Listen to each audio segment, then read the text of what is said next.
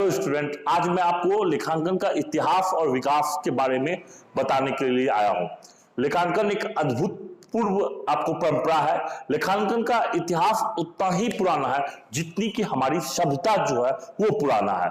लेखांकन का बीज पहली बार आज से 4000 ईस्वी पूर्व इजिप्ट और बेबीलोनिया में बो दिया गया था, जहां पर मजदूरी और कर का भुगतान जो किया जाता था वो मिट्टी का एक पट्टी के अनुसार किया जाता है। खासकर हमारे मिथिलांचल में जो सामा जो बनाया जाता है और घर पे जो शादी जो होता है वहां पर आप घर देखते हैं, वहां पर जिस प्रकार से एक मिट्टी वाले घर में आपको शुभ विवाह लिखा जाता, ठीक उसी प्रकार से क्या होता था कि आपको मिट्टी की एक पट्टी पर क्या किया जाता था, तो मजदूरी एवं कर का जो हिसाब किताब है वो रखा जाता था।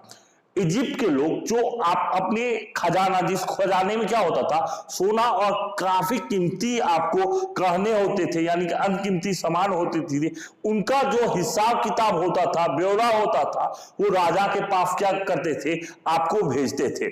बेबीलोनिया, जिन्हें आपको वाणिज्य नगरी भी कहा जाता है, वहां पे धोखाधड़ी और अक्षमता को दूर करने के लिए लेखांकन का आपका प्रयोग किया जाता था। भारत में आज से 2300 ईस्वी पूर्व आपको चंद्रगुप्त मौर्य एक राजा थे, जिनके शासनकाल में कौटिल्य नामक एक अर्थशास्त्री थे, जिन्होंने अपनी एक अर्थशास्त्र की एक पुस्तक लिखी।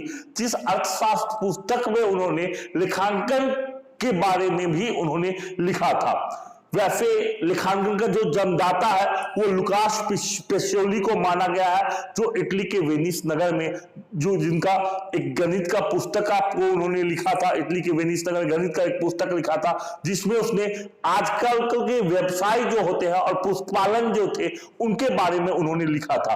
कभी भी उन्होंने यह बात नहीं कहा कि मैंने आपको लेखांकन का जन्मदाता जो हूं वो मैं हूं, यानी फादर जो हूं वो मैं हूं, उन्होंने कभी भी नहीं लिखा। उन्होंने बताया, उनका एक ही कथन क्या था कि मैंने द्विअंकन यानी कि डबल एंट्री सिस्टम के बारे में मैंने अपने पुस्तक में लिखा है, जो व्यवसाय के संबंध में है, जिसमें एक यदि देनदार होगा तो दूसरा क्या होगा, तो लेनदार होगा। डेबिट शब्द और क्रेडिट शब्द के बारे में उन्होंने लिखा था। आजकल का जो उपयोग शब्द है डेबिट शब्द, वो आपको इटली का एक डेबिटो शब्द से लिया गया है, और क्रेडिट शब्द जो लिया गया है वो इटली के क्रेडिटो शब्द से आपको लिया गया है। जय हिंद, जय भारत।